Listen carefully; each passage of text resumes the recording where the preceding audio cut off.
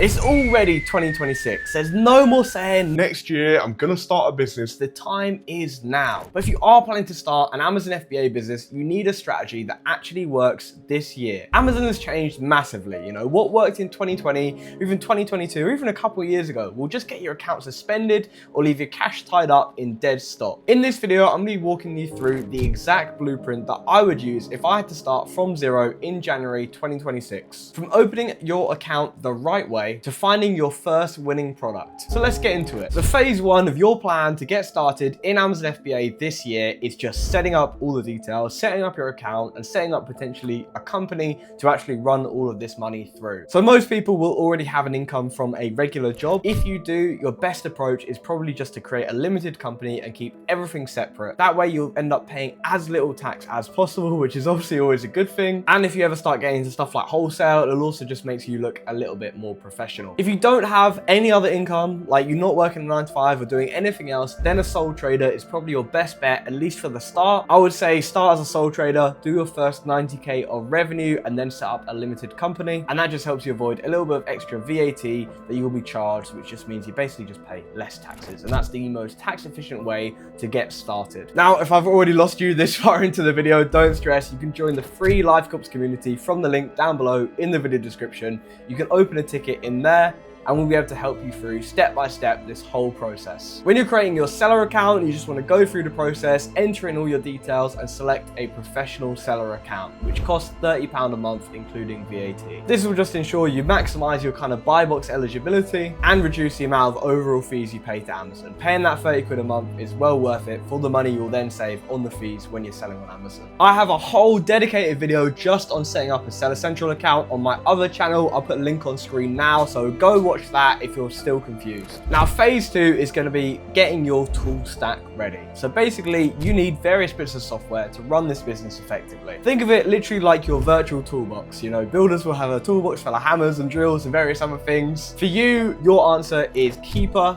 and Profit Go and Live Cops. Those three things are the most essential things that you can have access to as an Amazon seller. If you are really on a budget, I would recommend just having Profit Go and Live Cops. Keeper will cost you about 15 quid a month. Profit Go is another 15 quid a month and Live Cops is 60 quid a month. So all in all, you're working with under £100 a month in software subscriptions. It is definitely important to keep your subscriptions as low as possible. So if you are on a budget, then I would say I recommend just having Profit Go and Live Cops. And if even that extra 15 quid a month for Profit Go is impossible for you and you just really want to cheap out and just get into Amazon in the first place, then you can use the Live Cops server to analyze your deals. Keeper is basically a tool that gives you price history, loads of data for Amazon listings, and it's, I would say, fairly essential once you get to my sort of level where you're selling, you know, hundreds of thousands of pounds of goods a month on Amazon. But Profit Go is another tool that helps you analyze those things, that gives you loads of data, a lot of the same data that Keeper reports. And so I would say, at least at first, you can probably get away with just using Profit Go. The Live Cops Discord server, however, in there you're going to see loads and loads of profitable products that you can buy straight away. That is basically going to be your kind of main base for your community, for the other sellers that you'll be talking to, and the main place you're going to be finding out about sales and promotions and just profitable products that you can buy. And the reason why you could get away with just maybe having the Live Cops subscription and nothing else is because we have a bot called the Live Cops Genius bot, and you can ask that bot to automatically analyze listings for you. Now, I do always think it's best to check deals yourself with software like Profit Go and Keeper, but if seriously you cannot afford to spend £60 a month more, now I do always think it's best to get a second opinion on deals from yourself, you know, checking this software with Profit Go and stuff like that. But if you really can't afford more than £60 a month on the software subscriptions, then all you really need is Live Cops. Now, phase three of this plan is the most important, and that is just your sourcing strategy. So as a beginner, you'll probably have kind of two categories of where you're finding deals. You'll either be finding them in the Live Cops Discord server, or you're going to be finding them yourself on various websites across the internet. Obviously, Live Cops makes it a lot easier because you just have the deals straight in front of you. There's no digging about. We already do that hard work for you. But realistically, the best deals are always going to come from you sourcing yourself and figuring this stuff out for yourself and finding those deals that no one else is really finding. Now, to do that, I recommend just doing some manual sourcing as well as storefront sourcing to begin with. So manual sourcing is where you're going going on websites, just manually going through all the sales sections, the discounts, the promotions, and just trying to find profitable products that way. Storefront sourcing is where you're going on other Amazon FBA sellers' stores. You're going through every single product that's on their stores and trying to find profitable places to buy it on the internet. So you're literally just Googling the products they're selling, trying to find it cheap enough to sell on Amazon and join them on that listing. Now again, on my main channel, which I'll link on screen now, I have full videos on both manual and storefront sourcing, so you can kind of dive deep into those topics. Now this time of year, obviously it's Q1, so you want to be focusing on kind of Q1 orientated stock. Definitely don't be buying stuff like advent calendars or gift sets this time of year, because you're just going to be holding on to them for quite a long time. You got to think about kind of what sells well this time of year, and that's stuff that kind of orientates around kind of New Year's resolutions, for example. So you could look at kind of fitness kind of related stuff, health related stuff as well. Stuff like vitamins can sell really well this time of year. I mean, stuff like that sells all year round really well, but this time of year especially. Also products for like getting organized, that can really sell quite well. Q1 also has quite a big opportunity for buying stock, which is that loads of retailers across the internet, they've all probably bought a few too many units of certain lines because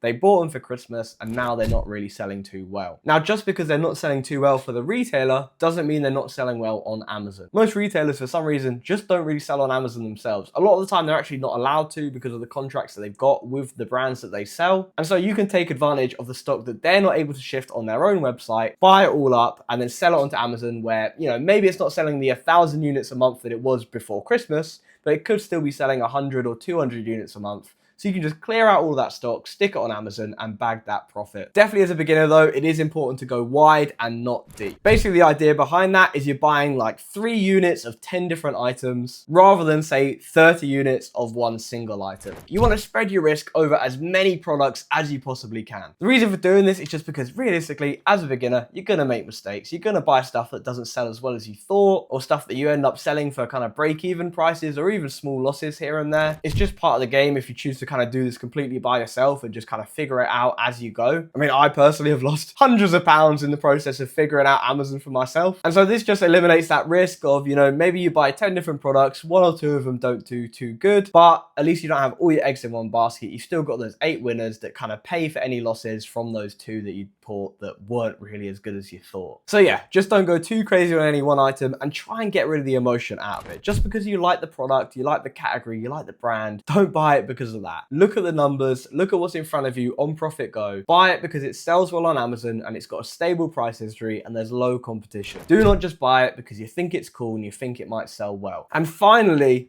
be very careful about discounts and how you interpret them. I get a lot of people signing up for like my mentorship program where they're completely new to Amazon and they don't really know what they're doing, and they're looking at websites where the websites are saying it's like 80% off or something like that, and they think that that alone makes it a good deal. That is not how arbitrage works. Just because a website tells you something's 80% off doesn't really mean much at all. You have to look at the price it is on Amazon, compare the prices between that website and Amazon. Also do the profit calculation on tools like Profit Go. That will tell you exactly how much you're making after all the Amazon fees, the shipping, all of the other costs that are involved in this business. And if it's not profitable to sell after you account for all of those factors, then it's just not a good deal. A lot of retailers just pretty much just lie about stuff being on sale. They'll say it's 80% off, but it's never really been at that full retail price, and you just got to be careful of that. Now finally, phase 4 of your plan. Once you've got the sourcing sorted, once you've got your tools sorted and your seller account set up, once everything's ready to go and you've got your first few products selling, now you want to scale from there. So firstly, it's very, very important that you reinvest 100% of your profits for at least the first 6 months, if not as long as you can possibly afford to do so. If you've also got a 9 to 5, if you can just put a little bit of money aside each month to add on to what you have available to purchase stock, that's going to really help your business snowball as you progress. Amazon is all about just buying stock and selling it for more. And obviously the most important part of that is buying the stock, because you can't sell it if you've not bought it in the first place. It really is that simple. And to buy stock, obviously you need cash. So you want to be putting away as much cash as you possibly can for stock and reinvesting your profits when they come back to you. Don't go spending them, because you could use that money a lot better by just buying more stock. Once you've got that kind of cycle of capital just repeating and snowballing round and round, you know, 6-12 months down the line, you're going to have a lot more money than you started. You just got to stick with it and be patient. Another, I would say, integral part of scaling as as well is outsourcing the physical side of things, the boxes and everything else, all the packages that will be arriving to a prep center. So I recommend All Things Prep. They're a really great prep center. I'll stick their website on screen now for you guys. And basically you can send all of your parcels to that warehouse. They have their own staff that they will manage, and they'll pack up your units, they'll label them, they'll send them off to Amazon, and you don't have to live in a warehouse. Because believe me, as someone that has lived in a house